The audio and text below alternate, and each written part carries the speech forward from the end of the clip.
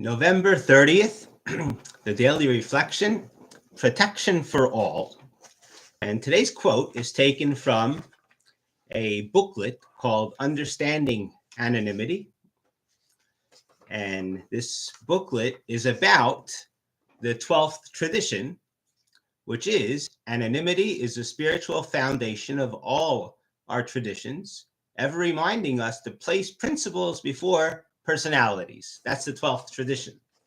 And I just want to point out how interesting it is that today's daily reflection is about the 12th tradition, even though we're in the 11th month. We're in the last day of the 11th month. This is a very much a Jewish concept, how each month leads into the next month. So I thought it very fascinating how the last day of the 11th month, we're already talking about the 12th tradition. So our quote is, I think it's necessary to give a little preface, which is what this booklet is about. What is anonymity? So let's just read one paragraph back. What is the purpose of anonymity in Alcoholics Anonymous? Why is it often referred to as the greatest single protection the fellowship has to assure its continued existence and growth? If we look at the history of AA from its beginning in 1935 until now, it is clear that anonymity serves two different yet equally vital functions. Now begins our quote, which are these two equally yet vital functions. So it's important to know the context. The two functions of anonymity are today's daily reflection, this quote, at the personal level, anonymity provides protection for all members from identification as alcoholics, a safeguard often of special importance to newcomers. Absolutely essential that somebody feels the stigma. I'm going to go to this AA place. I don't want to be known publicly. So it's absolutely important, essential that AA keeps anonymity for newcomers on an individual level. That's the first concept of anonymity in AA. A second, a different yet equally vital function is the second one, which is at the level of press, radio, TV, and films. Anonymity stresses the equality in the fellowship of all members by putting the brake on those who might otherwise exploit their AA affiliation to achieve recognition, power, or personal gain. They drew a line, AA, this tradition, is don't make anything public. When it comes to the public eye, we don't do things for personal gain. And here, the reason given for that is to make equality.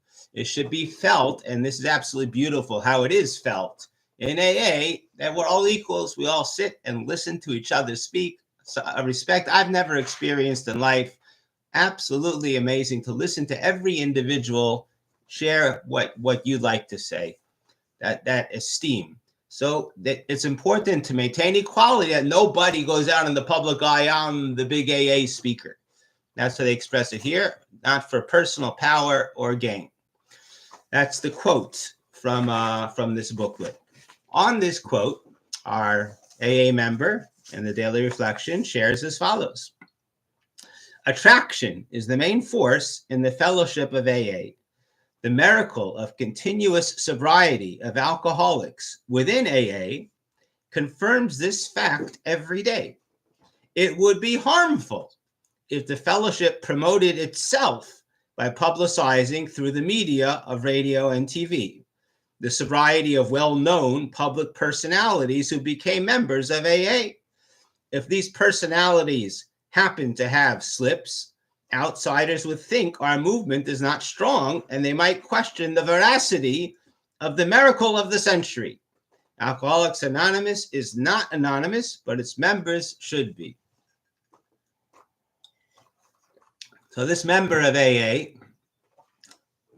thinks, feels, expresses that the reasoning for this rule, this tradition, it's really important to know that it's not rules. All of AA guidelines are suggestions, is what they feel should be the recommendations. It's so important to know that there aren't rules.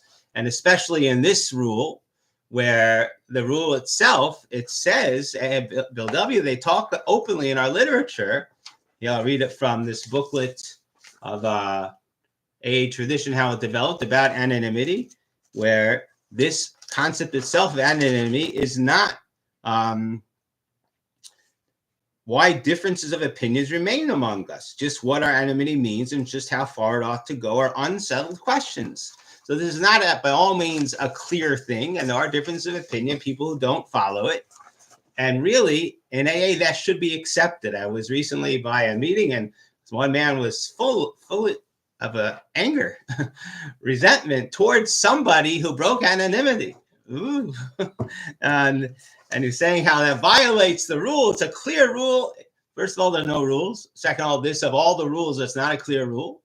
And third of all, if you're following the rules, we don't get upset by these things. We're acceptance. I started thinking to myself, am I upset? I'm not upset. I accept that he doesn't realize this. I don't know how he did the 4, 5, 6, 7, 8, and 9, but we don't get upset by somebody who's not following it's actually in the rules itself, is to allow other AA members their own understanding of anonymity. These are suggestions, and it's something very important. In any case, what today's AA member suggested, his understanding is actually one of Bill W. in 1946. In this booklet of AA tradition, how it developed by Bill W., in 1946, he spoke about anonymity, and he said 4 reasons why he feels it should be a tradition. So what today's AA member said is Bill W.'s second reasoning, which is, secondly, the policy of anonymity is a protection to our cause. It prevents our founders or leaders, so-called, from becoming household names who might at any time get drunk and give AA a black eye. No one needs say that couldn't happen here. It could. So this is absolutely a real possibility. It's a fear. It's something we need to address. And the guidelines, the Torah guidelines of when we fear something, when we're worried about something, that it's not, we don't worry about every possibility that could happen. In fact, anyone who's worked the program knows that, how important it is not to live in that world of fear. We always have to weigh out, if there's a benefit, I could help people. So I have to weigh it out with this fear. Is it a real fear or not? So I would like to propose that the guidelines of the Torah, whether or not this is a real fear, depends on the likelihood if a person could relapse and then bring the black eye. And as it says in how it works, rarely have we seen a person who fail, who has thoroughly followed our path. So the guidelines of whether or not a person is at a normal, that we should consider the risk of failing, of giving the black eye, depends, as it says in our text, if he's thoroughly following the path or not.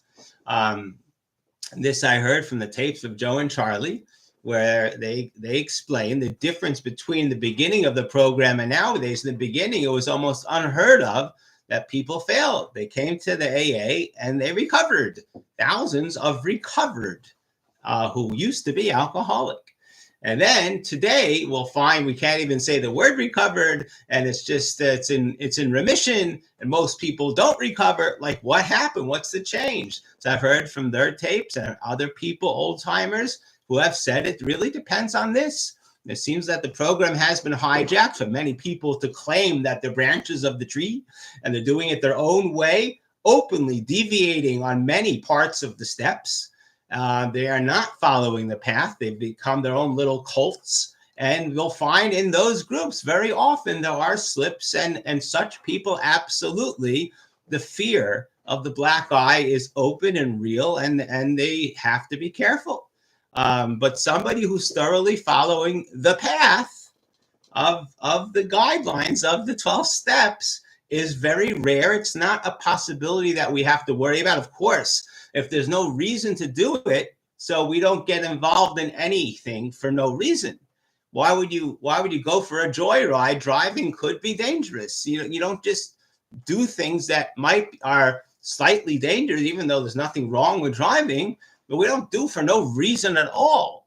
Now, so if there's no reason to put your name out there, then obviously you shouldn't, because of this possibility. Whether we're worried about that black eye and Torah guidance, it depends on the level of possibility. Is it something real? If it's something that, according to the program you're working, then it's a real possibility. Almost everybody who does your program relapses. So then, of course, it's a real possibility. If you're a part of working a program that rarely has anybody failed, you don't relapse. So then it's not something you have to openly worry about, and therefore it can outweigh this one reasoning given. Bill W. gives a bunch of reasonings. So each one has to be considered on its own. It's not a steadfast rule. There aren't rules in AA. It's a suggestion. This one itself is not at all clear. And certainly, as it says openly, there's no place to start criticizing others for their understanding of their anonymity. That said, I would like to bring out one other major point here, that even if a person thinks on his own, I thought through the guidance of the anonymity, and it seems to me that I should be an exception. They point out here that some of those are justified, and they brought people who have done that, justify that they should be exceptions. However, here's a very important reasoning, and this is absolutely true in Torah Judaism, that the danger of people learning from you. And it says here in this booklet on page 7, and they saw that if one person was made an exception, other exceptions would inevitably follow. To assure the unity, effectiveness, and welfare of AA and anonymity had to be universal. This is what's called a safeguard, a protection. We have to make sure, don't make exceptions, because if you start saying I'm an exception, others will say, well, I'm also an exception, and everyone's going to become exceptions. The whole thing will fall apart. So if and when anybody is an exception, it has to be made clear why they're being an exception, so others shouldn't learn from them. This is in Jewish law, and it's called a chila. If anyone could learn from your ways, then you're not allowed to do it, because it could cause others to fall and do destructive things for themselves and for others. So let's say somebody, again, the example I'll give is Rabbi Dr. Abraham Twersky, who is a well-known rabbi, a well-known psychiatrist, and he worked the program, and he used these guidance to, even though he gave out his name, he used the guidance, Torah guide, to help Jewish people. He uses knowledge of psychology to help others. Everybody should know this is not promoting himself. He's trying to help others, and they won't learn from him. So if he could do it, I could also do it, even though I'm a lawyer or a basketball player. Like what are you comparing from? There's a reason why he's different. So if it's something which is pretty clear, there's a reason why he's doing it. He's a rabbi, spiritual leader. I've seen many who use their abilities to help others to grow spiritually. 100%, that's okay, and there shouldn't be a problem. You have to make clear, don't try like a magician. Don't try this at home. Don't do this on your own. You're not qualified to be doing this. There's a tremendous danger of breaking the anonymity if there isn't a good reason to do it, and there's the danger of people learning from you. So one should not learn from an expert on dealing with spiritual matters or an expert on medicine. They're using the program. There's many places where they tell guidance openly of the program, but to promote yourself, or as a danger is to a group, you can't take away from the group or from the AA institution. And we have to really think through and address all the issues of the AA. And above all, I implore everybody with acceptance and tolerance for others who deviate from your way, the highway, which you got from your sponsor and from his sponsor, and he got it from who? It's your thoughts, your opinions. Be accepting of others who don't have those thoughts and opinions, and otherwise, this really defies the entire program. It's a program of godliness, of acceptance of others. We don't get full of resentments and because people disagree with my understanding of anonymity. Quite incredible. Well, thank you for joining. Have a wonderful, successful spiritual growth today.